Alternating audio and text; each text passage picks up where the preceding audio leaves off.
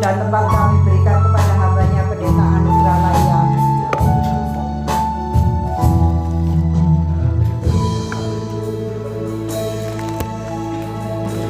Bapa di surga, terima kasih lewat pujian ini ya Tuhan. Boleh kami menyatakan bahwa kami mau setia sampai kami berjumpa dengan Engkau. Tuhan, tolonglah kami.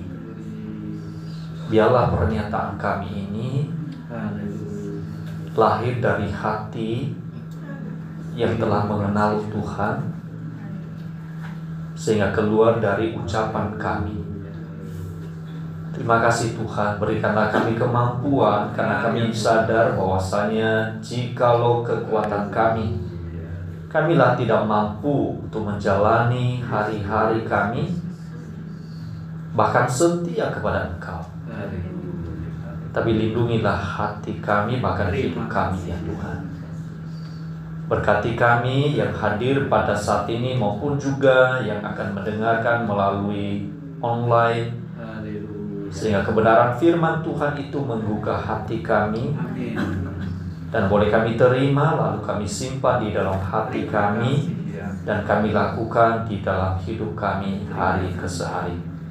Berkatilah hamba-Mu ini ya Tuhan, yang akan menguraikan sebagian kebenaran firman-Mu, sehingga lewat ucapan hamba-Mu ini ya Tuhan, boleh menjadi berkat kepada setiap sidang jemaat-Mu. Tutup bungkuslah hamba-Mu ini ya Tuhan di belakang salib-Mu. Biarlah hanya Engkau sendiri yang nampak lewat hamba-Mu ini. Di dalam nama Tuhan kami Yesus Kristus kami berdoa dan mengucap syukur. Haleluya. Amin. Ya, selamat sore Bapak Ibu. Salam. Sekali lagi salam Bapak Ibu. Ya, Tuhan. Pada kesempatan sore hari ini, mari kita akan membuka Alkitab kita di dalam Filipi pasal yang ketiga, ayatnya yang ke-12 sampai ayatnya yang ke-16. Bagi Bapak Ibu yang membawa Alkitab, baik Alkitab cetakan dari LAI atau Lembaga Alkitab Indonesia, maupun juga melalui Alkitab aplikasi Alkitab melalui handphone kita. Mari kita membuka di dalam Filipi pasal yang ketiga, ayat yang ke-12 sampai ayatnya yang ke-16. Kita baca bersama-sama ya Bapak Ibu ya. Jadi dengan suara yang keras, tapi jangan saling mendahului Bapak Ibu ya. Pelan-pelan saja ya. Saya hitung sampai 3, 1, 2, 3. Bukan seolah-olah aku telah memperoleh hal ini atau telah sempurna, melainkan aku mengejarnya kalau aku dapat juga menangkapnya. Karena aku pun telah ditangkap oleh Kristus Yesus. Saudara-saudara, aku sendiri telah menganggap bahwa aku telah menangkapnya. Tetapi ini yang kulakukan, aku melupakan apa yang telah di belakangku dan mengarahkan diri kepada apa yang di hadapanku, dan berlari-lari kepada tujuan untuk memperoleh hadiah, yaitu panggilan surgawi dari Allah dalam Kristus Yesus. Karena itu marilah kita yang sempurna berpikir demikian, dan jikalau lain pikiranmu tentang salah satu hal itu akan dinyatakan Allah juga kepadamu.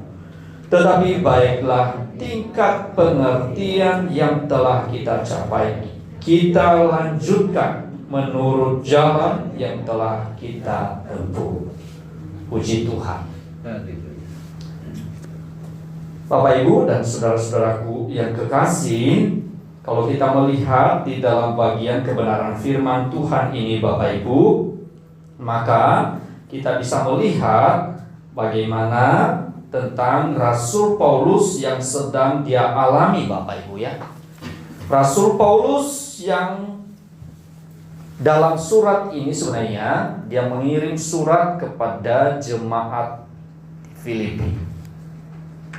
Tetapi kondisi Rasul Paulus sendiri sebenarnya dia sedang di dalam penjara yang sebentar lagi akan dihukum mati. Tetapi ajaibnya saudara, surat Rasul Paulus yang tentunya diilhamkan oleh Tuhan berisi tentang sukacita.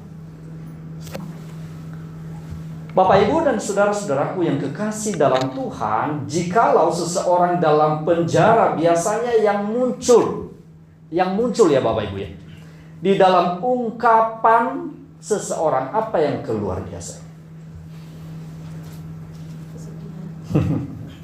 Kira-kira apa Bapak Ibu? Menggerutu ya. Apalagi jikalau seseorang itu masuk penjara bukan karena kesalahannya sendiri, bukan karena perbuatan jahatnya, maka kata-kata yang keluar itu jikalau tidak menggerutu, apalagi Bapak Ibu, ngamuan. Betul ya Bapak Ibu ya? Apalagi selain ngamuan? Oh, setidak-tidaknya awas lu ya, tak balas nanti kalau aku keluar, saudara. Saudara, di dalam bagian ini saudara, surat Filipi adalah surat Rasul Paulus yang terakhir sebelum dia dihukum mati loh saudara. Dia menulisnya dari balik jeruji penjara. Tetapi aneh dan ajaibnya saudara, surat itu yang diilhamkan oleh Tuhan kepada Rasul Paulus bukan kata-kata kotor yang keluar dari perkataannya. Bukan juga kata-kata yang menyesal. Aduh, aku menyesal ya untuk berjumpa dengan Tuhan. Tidak. Bukan juga dia bersungut-sungut kepada Tuhan. Aduh, kenapa yang mengiring Tuhan kok seperti ini yang saya terima? Tidak. Tetapi di tengah-tengah kondisi yang demikian, saudara, hatinya tetap bersukacita. Dia bersukacita bukan karena dia berada dalam penjara, saudara ya, tetapi ia bersukacita oleh karena Allah telah memberikannya kemurahan dan kesempatan untuk memberitakan kebenaran, walaupun dia di penjara.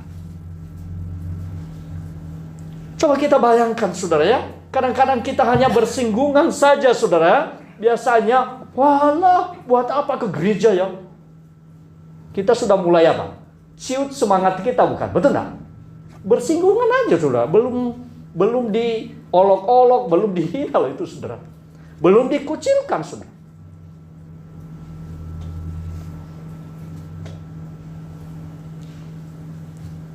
Bukankah Rasul Paulus seharusnya berkata, loh aku ini loh, saya sudah menyampaikan kebenaran, seharusnya mendapatkan hal yang baik dong. Aku dengan sungguh-sungguh melayani Tuhan, seharusnya ya setidak-tidaknya hal yang baik aku disambut. Tetapi kenyataannya saudara, yang dia alami ketika dia menerima Kristus, dia beritakan tentang kabar sukacita itu.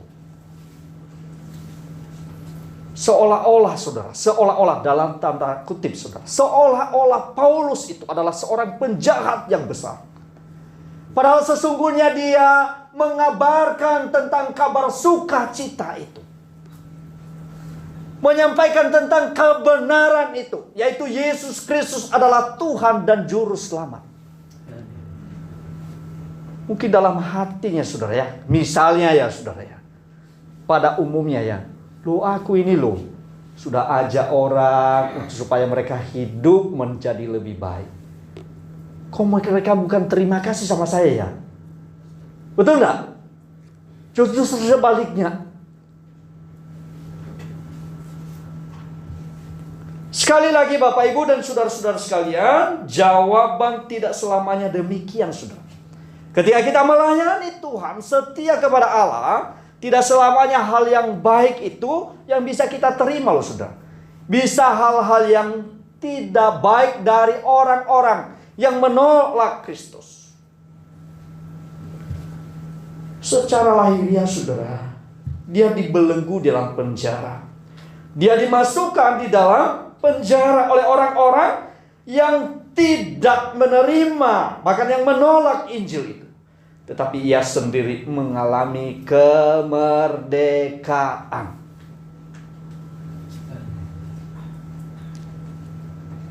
Amin Bapak Ibu ya. Ini loh indahnya. Secara fisik bisa dia dibelenggu oleh orang-orang, bahkan prajurit Romawi atau orang-orang Romawi. Tetapi saudara, jiwanya itu saudara mengalami apa? Sukacita. Ini loh saudara. Rasul Paulus berada dalam penjara. Bisa dibelenggu, dibatasi dengan ruang dan tembok-tembok, saudara. Tetapi hatinya, saudara, selalu mengalami sukacita dari Tuhan.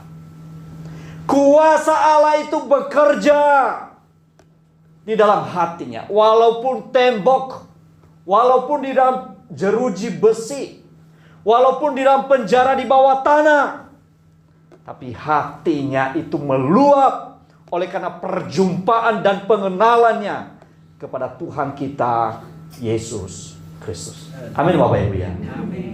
Amin ya. Ini menjadi kekuatan bagi kita. Maka tema kita itu sangat menarik sekali. Apa Bapak Ibu? Panggilan surgawi. Saudara, itu sebabnya Paulus sendiri walaupun dalam penjara, justru dia malah mengirim pesan yang indah kepada siapa? Jemaat Tuhan. Seharusnya dia yang menantikan untuk dikuatkan, bukan? Betul enggak Bapak Ibu? Seharusnya ya. Betul enggak ya? Misalnya anugerah ini dalam pergumulan, misalnya jemaat itu yang seharusnya menguatkan saya. Betul enggak Bapak Ibu? Tapi ini adalah sesuatu yang spesial. Justru di dalam penjara, dia menguatkan jemaat Tuhan itu. Menghibur hati mereka. Terus meyakinkan mereka tentang kasih-Nya yang besar itu.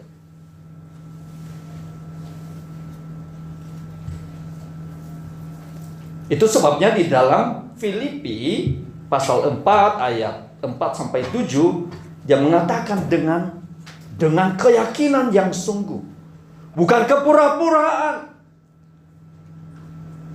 Dia berkata, sekali lagi kukatakan bersukacitalah. Janganlah hendaknya kamu khawatir tentang apapun juga. Damai sejahtera Allah yang melampaui segala akal akan memelihara hati dan pikiranmu di dalam Kristus Yesus. Oh, ajaib dan luar biasa bukan? Mungkin bagi orang lain yang tidak mengenal kebenaran, orang yang melihat Rasul Paulus itu orang aneh ini, saudara. Memang aneh. Memang istimewa. Oleh karena apa?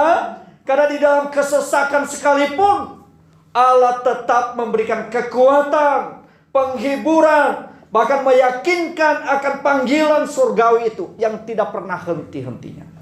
Karena dia sadar bahkan yakin akan kasih Allah yang besar itu. Sehingga dimampukan untuk tetap bersuka cita. Saudaraku yang dikasihi Tuhan, selain tetap bersuka cita, Paulus tidak henti-hentinya untuk memikirkan, untuk berjuang di dalam memberitakan Injil. Walaupun dia tahu sebenarnya sebentar lagi ajalnya tiba. Seharusnya dia berkata, Tuhan, aku sudah berbuat banyak ya.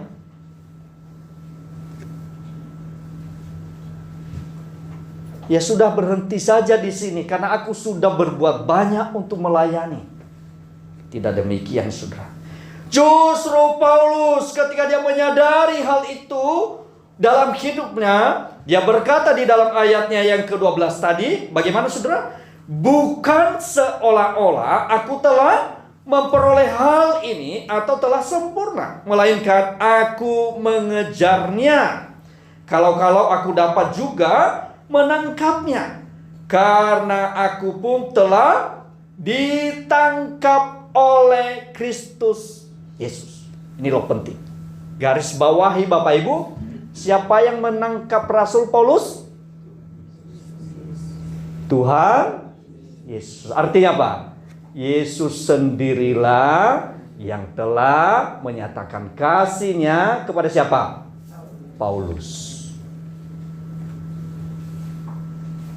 Makanya minggu yang lalu Bapak Ibu dan saudara-saudara sekalian tentang apa? Kebenaran yang sejati.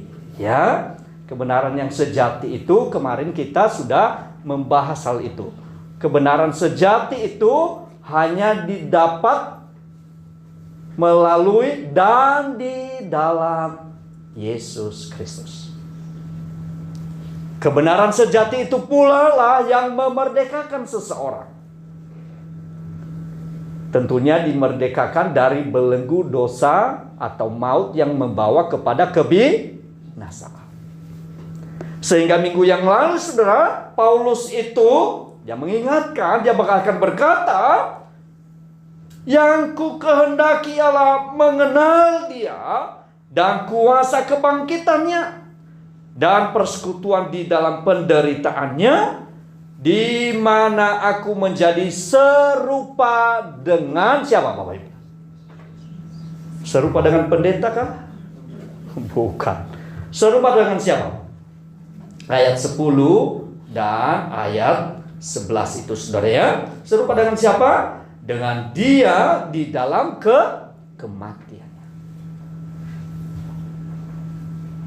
Saudaraku yang dikasihi Tuhan, sangat indah sekali apa yang disampaikan oleh Paulus di dalam kebenaran firman Tuhan ini saudara.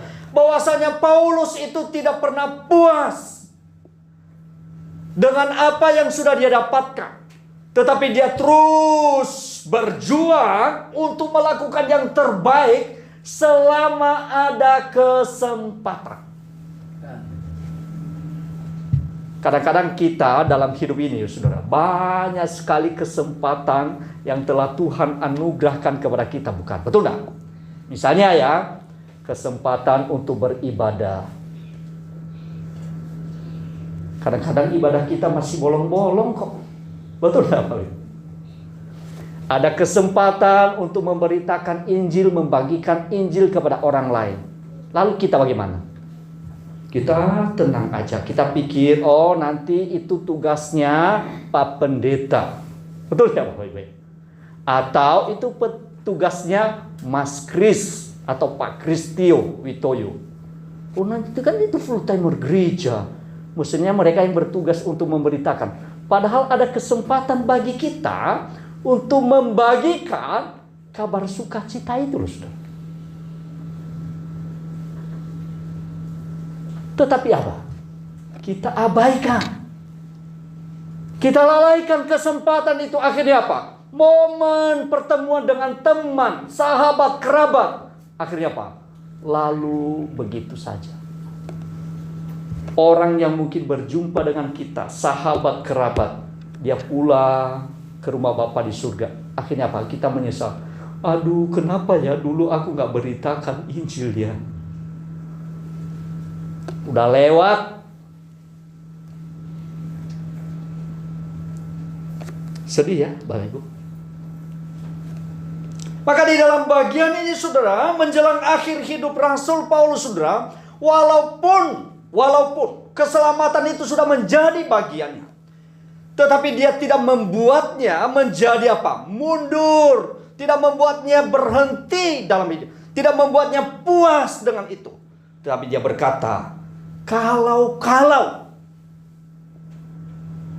aku mau menangkapnya. Artinya apa? Dia terus bekerja, terus menerus Yang mau melayani Tuhan tanpa henti-hentinya. Bukan berarti dia tidak tidur Bapak Ibu.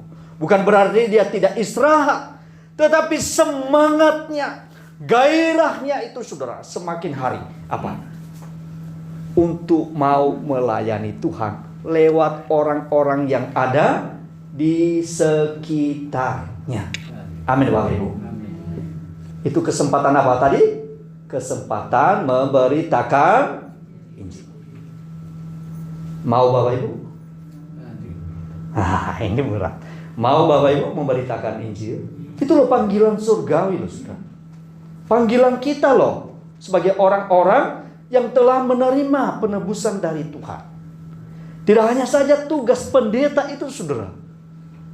Bukan hanya saja tugas full timer majelis penatua. Tapi tugas setiap orang yang telah mengalami kasih Tuhan di dalam hidup mereka. Amin Bapak Ibu. Amin.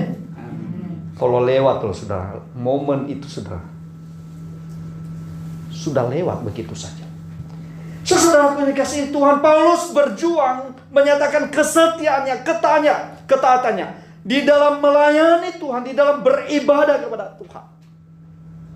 Kadang-kadang ya ada kesempatan bagi kita misalnya beribadah, berdoa Bapak Ibu.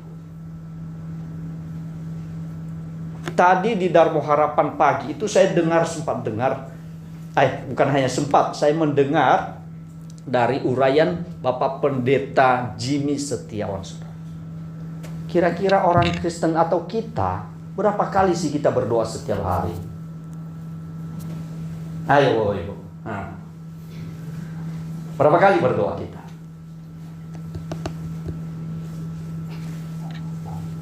Sarapan pagi, makan siang, makan malam. 3 kali doang. Eman-eman re. Orang Surabaya bilang eman-eman re. Hanya 3 kali doang. Mestinya apa? Sebelum tidur. Lalu bangun dari tidur. Berapa? Udah 5 kali ya. Bukan 5 waktu loh saudara ya. Minimal saudara ya, minimal seharusnya. Tapi kalau pada kita makan mungkin 4 kali satu hari. Atau snack itu dia, ini kan bukan makanan, snack ini langsung masuk guys. Pernah kira-kira Bapak Ibu merenungkan hal itu enggak? Hal semacam ini loh saudara, penting sekali untuk kita terapkan di dalam kehidupan kita. Ada Bapak Ibu? Itu berkaitan dengan doa. Kira-kira baca firman Tuhan di rumah itu berapa kali Bapak Ibu? Kan tema kita tahun ini saudara, tema gereja kita itu, tema besar kita loh saudara ya. Gereja kita itu berakar di dalam Kristus. Ada yang baca firman Tuhan? Ada Bapak Ibu? Bukan ini menghakimi loh Bapak Ibu ya. Tapi setidak-tidaknya kita renungkan. Koreksi diri kita. Benar enggak? Saya ini sungguh-sungguh mencintai Tuhan. Ada Bapak Ibu? Kalau zaman dulu saudara mungkin kita sungkan ya Bapak Ibu ya. Bawa-bawa Alkitab gini kan. Betul enggak? Bawa-bawa pendeta itu kok bawa-bawa Alkitab. Zaman sekarang loh saudara. Ono di handphone kita Bapak Ibu. Mestinya memudahkan kita untuk membaca Alkitab bukan? Betul enggak? Tapi kenyataannya baca enggak? Iya kan? Betul enggak Bapak Ibu? Kenyataannya baca enggak kira-kira? Lewat. Memang enggak ada di Jemaat GIA Surabaya itu orang yang setia baca Alkitab. Amin Bapak Ibu. Puji Tuhan saudara. Bapak Ibu loh. Sungguh loh Bapak Ibu. Padahal kita tahu firman Tuhan itu diilhamkan oleh Allah.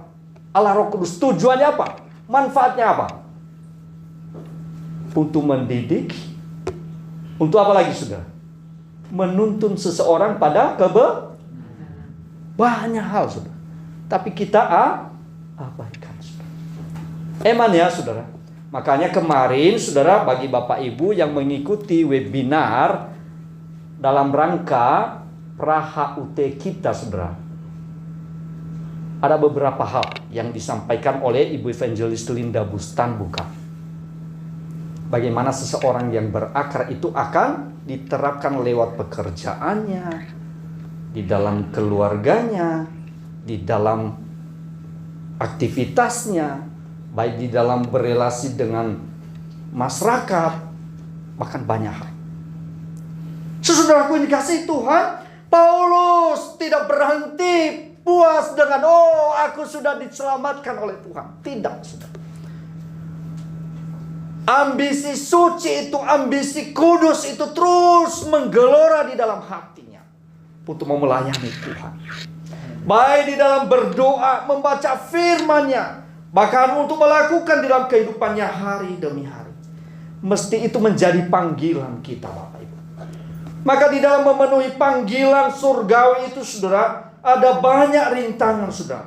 Tidaklah mudah, tidaklah gampang. Mungkin kita ungkapkan itu gampang, tetapi pada kenyataannya banyak rintangan, banyak halangan yang menghalangi kehidupan kita.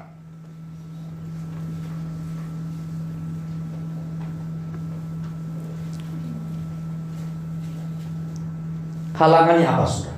Mari kita membaca di dalam Ibrani pasal 12 ayat yang pertama sampai ayatnya yang kedua. Ada sudah dapatkan Bapak Ibu? Ibrani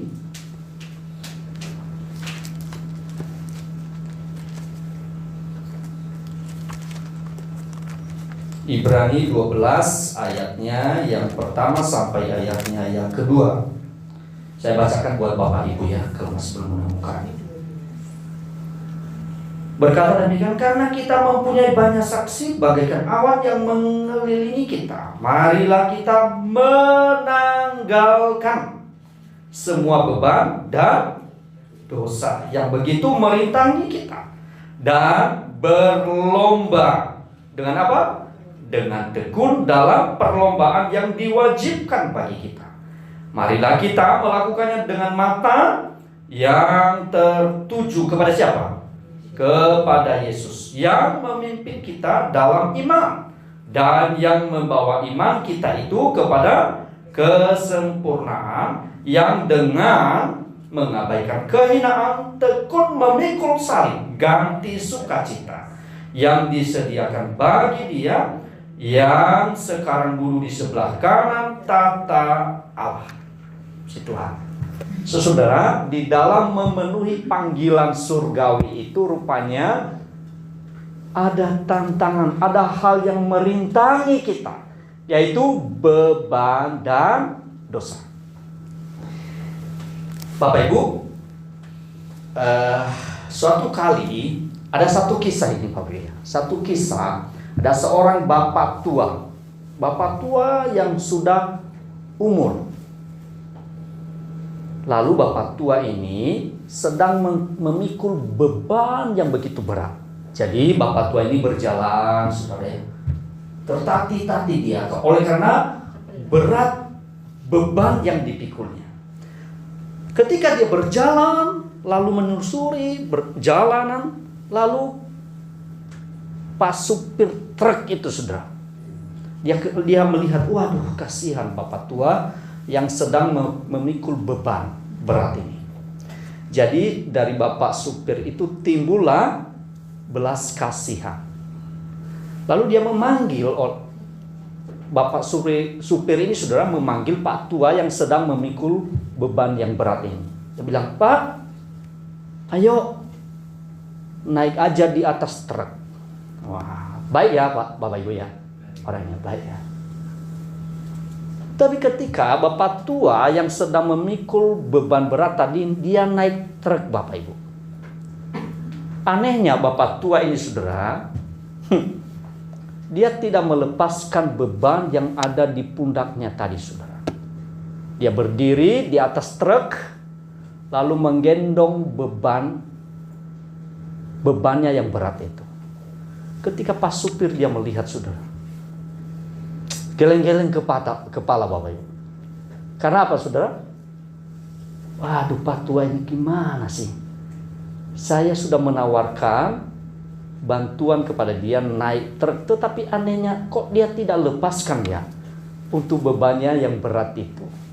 Mestinya ketika dia naik truk itu, maka seharusnya apa saudara? Ya, dia lepas beban yang berat itu, lalu dia letakkan di atas mungkin truk itu saudara.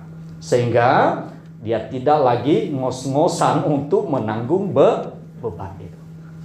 Tapi anehnya enggak. Pak supir itu geleng-geleng kepala. Aneh ya, kenapa ya orang ini enggak lepas?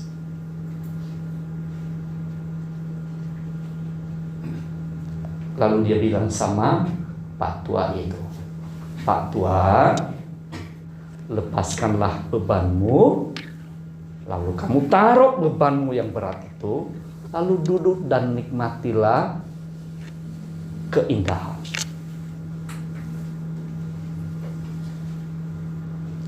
Saudara, dalam cerita ini saudara, sebenarnya kadang-kadang kita banyak seperti Bapak Tua ini Bapak Ibu. Tuhan Yesus sudah menawarkan tentang kemurahannya yang besar kepada kita. Dia mau menyelamatkan kita. Dia mau menyatakan kemurahannya kepada kita. Tapi kadang-kadang kita enggan melepaskan tentang hidup lama kita.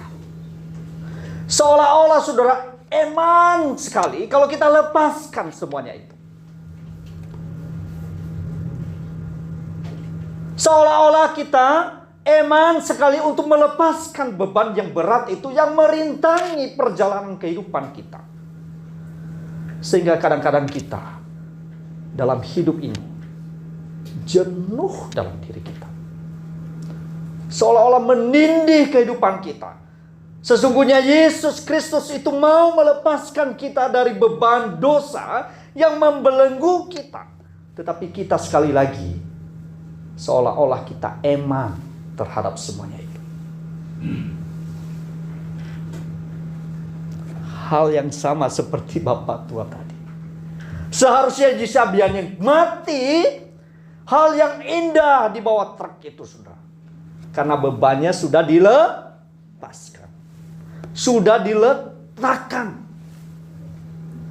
Dia bisa menjalani harinya dengan ringan saudara. Saudara, itulah yang merintangi kita. Dosa itu merintangi kita, saudara. Itu sebabnya kita harus melepaskannya, membuangnya. Supaya di dalam kita memenuhi panggilan surgawi itu, kita berjalan dengan sukacita. Hal yang kedua Bapak Ibu, yang merintangi kita yaitu masa lalu yang kelam. Masa lalu yang kelam itu bisa merintangi perjalanan kehidupan kita sebagai orang-orang percaya, saudara.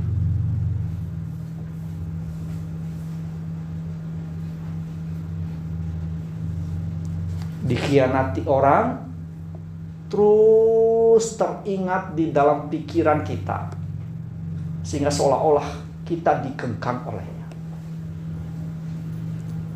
Atau mungkin masa lalu kita pernah kita jatuh di dalam lubang yang begitu dalam, curam, sehingga kita sulit untuk melupakannya.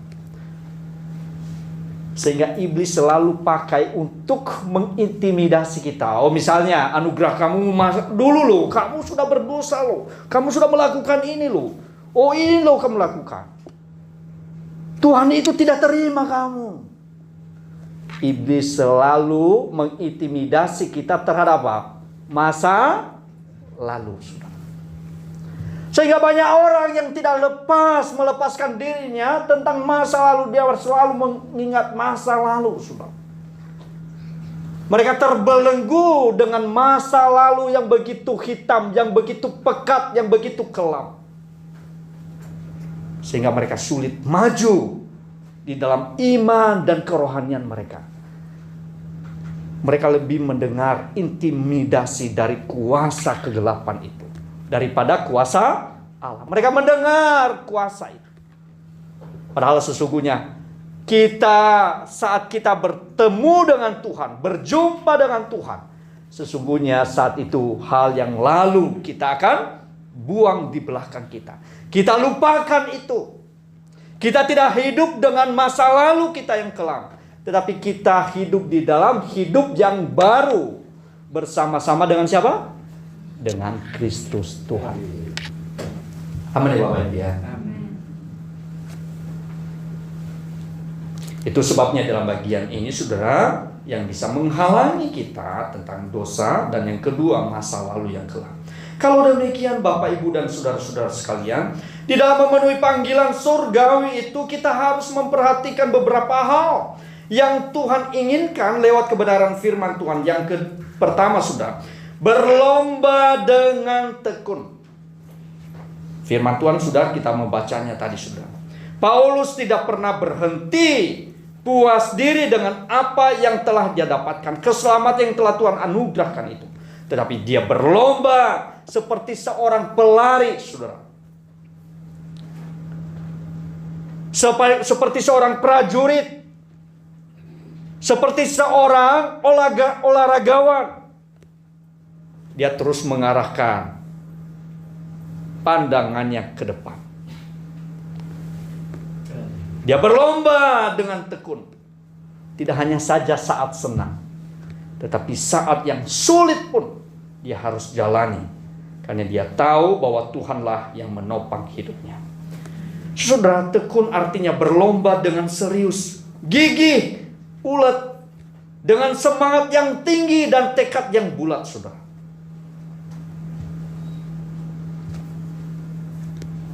Yang kedua, saudara. Yang kedua, ingin mengenal dan melayani Tuhan hari demi hari. Makanya di dalam bagian yang terakhir tadi saudara, Paulus itu tidak merasa berhenti untuk sudah cukup untuk mengenal Tuhan sampai saat ini. Bukan saudara. Tetapi dia terus belajar untuk mengenal Tuhan. Belajar untuk mengasihi Tuhan sampai dia berjumpa dengan Tuhan. Mestinya itu menjadi semangat, bahkan yang mendorong kita kasih Allah itu saudara, untuk boleh terus mengenal dan mengasihi dan melayani Tuhan sepanjang hidup kita. Yang ketiga, yaitu Paulus di dalam memenuhi panggilan surgawi, tentu juga itu menjadi bagian kita. Mata kita itu atau iman kita itu tertuju kepada Tuhan kita Yesus Kristus. Amin Bapak Ibu. Arahnya itu loh Bapak Ibu. Bukan kepada pribadi-pribadi yang ada di sekeliling kita. Walaupun itu penting, tetapi itu bukan yang bisa mendorong kita. Perhatian fokus kita itu sudah kepada Kristus. Makanya digambarkan di sini saudara seperti seorang pelari. Coba lihat pelari itu saudara, ketika dia berlomba saudara, ono yang berteriak di sana kiri, kanan, belakang saudara ya. Tapi dia lihat enggak kira-kira? Apa hei gitu saudara. Enggak loh. Seorang pelari itu bagaimana? Ke depan. Garis finish itu loh menjadi tujuannya. Dia harus selesaikan itu sampai selesai. Sekalipun ada yang bilang, misalnya anugerah berlomba lari ini sudah. Misalnya mungkin Pak Paidi atau siapa, Pak Daniel, Pak Anugerah berhenti. Enggak, saya terus sampai pada garis finish. Artinya apa? Saya menahan diri saudara dari godaan kiri dan kanan. Fokus. Bukan berarti hal-hal yang lain itu tidak penting Bapak. Tapi ada tujuan yang hendak kita capai. Bagaimana dengan kita sebagai orang-orang percaya kepada Tuhan? Tertuju kepada siapa? Belajar untuk meneladani Kristus dalam hidup kita. Belajar untuk menaklukkan diri kita kepada firman-Nya. Ketika kita belajar untuk menaklukkan diri kita kepada Tuhan, pada saat yang sama sesungguhnya kita akan menikmati kekuatan yang baru, penghiburan yang baru. Ketika kita menaklukkan diri kita kepada firman-Nya, maka pada saat yang sama di sanalah kita sukacita itu kita dapatkan. Itu menjadi bagian di dalam hidup kita. Jikalau kepada yang lain sudah menjadi tertuju, menjadi perhatian kita, alangkah kecewanya kita, saudara. Karena tidaklah sesuai dengan ekspektasi kita, tidak sesuai dengan harapan kita. Loh, pendeta kok seperti ini, loh majelis seperti ini, pengurus seperti ini. Akhirnya apa? Semangat dan gairah kita, kasih kita sudah mulai apa? Mulai ciut. Oleh karena apa? Perhatian dan fokus kita itu kepada pribadi-pribadi yang lain, yang seharusnya hanya kepada Kristus. Kiranya hal ini menolong Bapak, Ibu, dan saudara-saudara sekalian, ya, di dalam memenuhi panggilan surgawi itu. Kita tahu bahwa yang menghalangi tadi apa, saudara?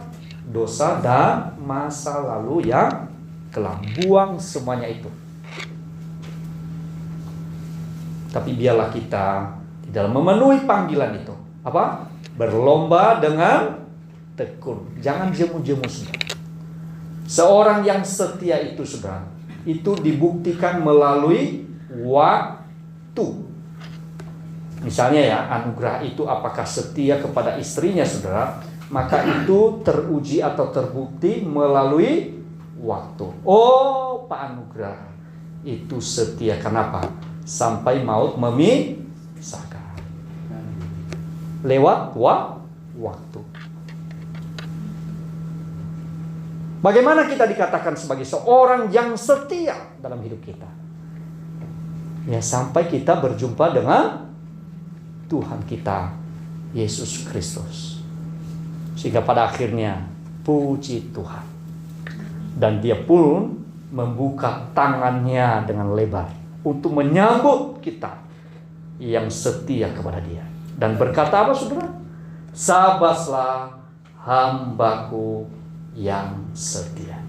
Masuklah dan nikmatilah kebahagiaan. Enak, lembut sekali. Bukan bentakan itu, saudara. Tapi Dia sambut kita dengan membuka tangannya kepada kita, orang yang sudah berlomba dengan tekun dan setia sampai akhir hidup kita. Mari kita berdoa. Bapa di surga, terima kasih buat firman-Mu pada sore hari.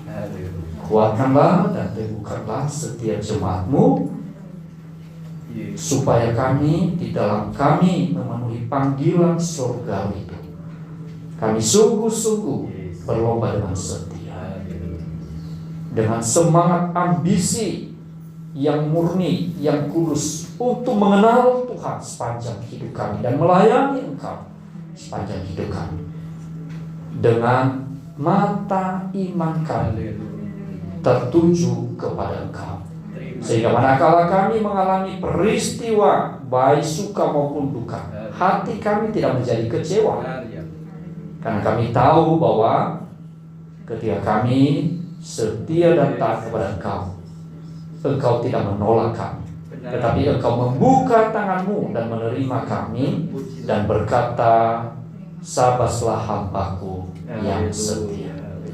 Terima kasih Tuhan, yakinkan kami melalui kuasa-Mu, bahkan Roh Kudus yang akan memberikan kepekaan dan kekuatan bagi setiap kami. Di dalam nama Tuhan kami Yesus Kristus kami berdoa. Haleluya. Amin.